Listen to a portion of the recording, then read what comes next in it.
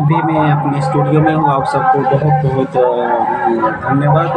और मैं चर्चा कर रहा हूँ अभी मधुबनी लोकसभा के चुनाव अब परसों यानी 20 तारीख को हुई है। तो मैं कुछ जानकारी आपसे अगर साझा करूँ तो मेरे पास जो फैक्ट अभी तक जानकारी है 2024 की, तो मैं यहाँ मधुबनी में कुल मतदाताओं की संख्या 2024 में 19,34,235 है। और अगर इसमें हम डिवीज़न करें दो वर्गों में, महिला और पुरुष में, तो महिला मतदाता की संख्या 9,20,137 है और पुरुष मतदाता की संख्या 10,13,971 है। कुछ थर्ड जेंडर मतदाता भी है जो नगण्य है।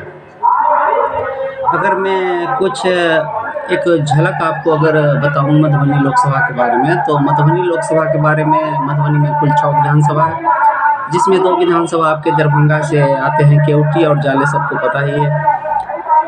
और मैं अगर आपको कुछ वर्ष पीछे की अगर जानकारी अगर आपको मैं देना चाहूँगा, आपको उस बात को याद दिलाना चाहूँ, तो 2004 में डॉक्टर शकील अहमद जो कि एक कांग्रेस से थे और वहाँ डॉक्टर हुकुमदेव नारायण यादव भारतीय जनता पार्टी से थे, तो डॉक्टर शकील अहमद वहाँ चुनाव जीते थे 2004 में।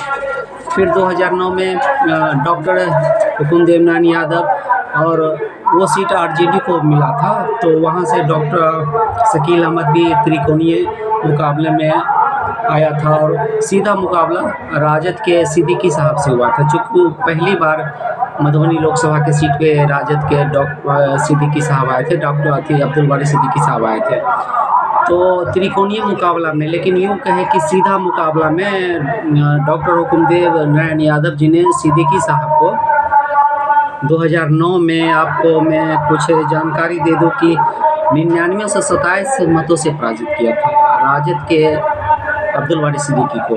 और वहाँ कांग्रेस के जो डॉक्टर शकील अहमद थे उनको 1,11,423 मत मिले थे। फिर 2014 में आर पार का मुकाबला हुआ भारतीय जनता पार्टी और राष्ट्रीय जनता दल में। तो वही उम्मीदवार थे, डॉक्टर हुकुमदेव नारायण यादव जी थे और अब्दुल बारी सिद्दीकी साहब थे। अब्दुल बारी सिद्दीकी साहब को डॉक्टर हुकुमदेव नारायण यादव ने 20,000 तकरीबन 535 मतों से पराजित किया था। फिर 2019 में अगर बात करें तो डॉक्टर अशोक यादव जी जो हुकुमदेव नारायण यादव जी के सुपुत्र थे, वो चुनाव लड़े थे और ये सीट विकासशील इंसान पार्टी यानी वीआईपी पार्टी मुकेश सहनी के पार्टी को मिला था और मुकेश सहनी जी ने टिकट दिया था बद्री पूर्वे को।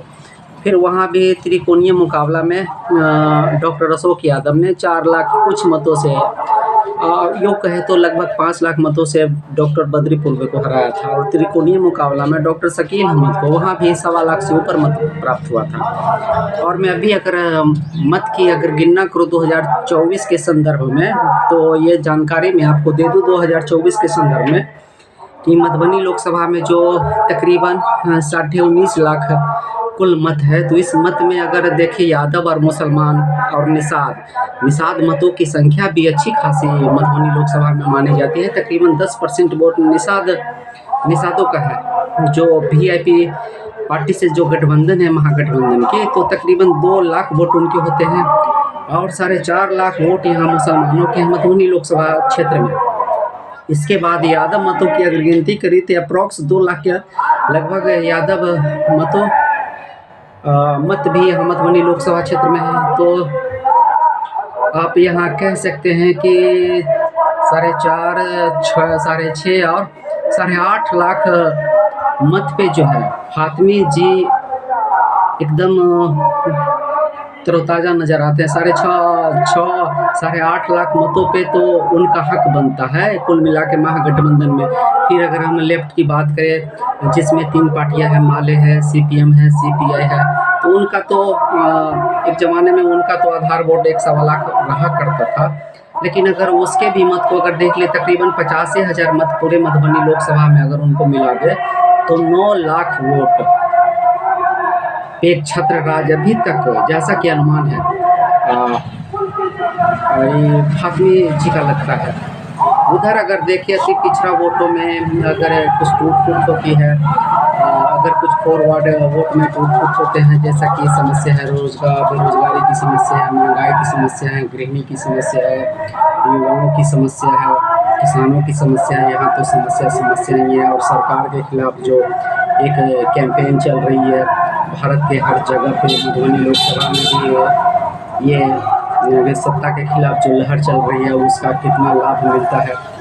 लेकिन अभी तक अगर अनुमानों के आईने में अगर हम देखें अपने आप को, अगर फिट देखें, जहाँ तक ग्राउंड जीरो से हमने भी सर्वे किया, अलग अलग क्षेत्र में जाके अलग अलग मतदाताओं से बात की, अति पिछड़े मतदाताओं से भी बात की। उसमें जो पढ़े लिखे लोग थे, जो उनके परिवार में छात्र थे, जो कंपटीशन की तैयारी करते हैं, अलग अलग क्षेत्र में मैंने पासवान मतदाताओं से भी बात की। वहाँ भी अगर उनके घर में अगर छात्र है, उनके घर में अगर युवा है, तो वो रोज़गार बेरोज़गारी से परेशान है, छात्र पढ़ाई करते हुए नौकरी से परेशान है। तो इस तरह के तमाम मुद्दे हमें क्षेत्र में ग्राउंड जीरो से लोगों से बात करने के बाद पता चला। और इस निष्कर्ष पे अभी तक ये हम जा सकते हैं कि अभी तक डॉक्टर अशोक यादव जी के मुकाबले फातमी जी आगे चल रहे हैं मधुबनी लोकसभा क्षेत्र में। और ये चूँकि आज 18 तारीख है, कल 19 तारीख को परसों आपको मतदान होना है। ये अब कहाँ तक इसकी कंटिन्यूटी बरकरार रहती है, ये तो मतदान के फिर आखिर चरण में हमें पता चलेगा। लेकिन अगर कुल मिला के अगर देखें तो आधे से थोड़े ही कम वोट पे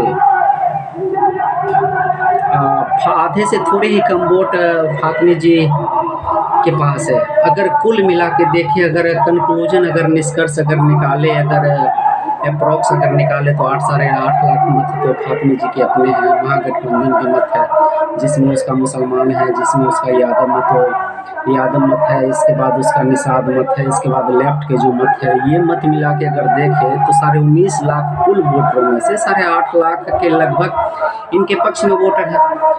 अब इनके पक्ष में जो वोटर है, इनके पक्ष में वोटर है। अब सत्ता के खिलाफ जो लहर है वो कहाँ तक ये संभाल पाते हैं आने वाले 24 घंटों में, ये देखने वाली बात है। लेकिन अभी तक कुल मिला के फातमी जी बहुत अच्छे स्थिति में मधुबनी लोकसभा में चल रहे हैं।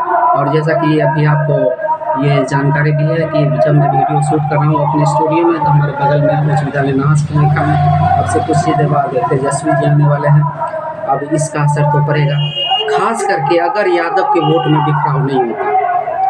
वो चाहेंगे भारतीय जनता पार्टी, चूँकि यहाँ से जो डॉक्टर अशोक यादव जी है, यादव का अच्छा खासा वोट उस बार 2019 में उन्हें पड़ा था। अगर इस बार यादव मत में बिखराव नहीं होता है तो ऐसी कोई संभावना न उसकी जीत की अभी तक नज़र नहीं आती है।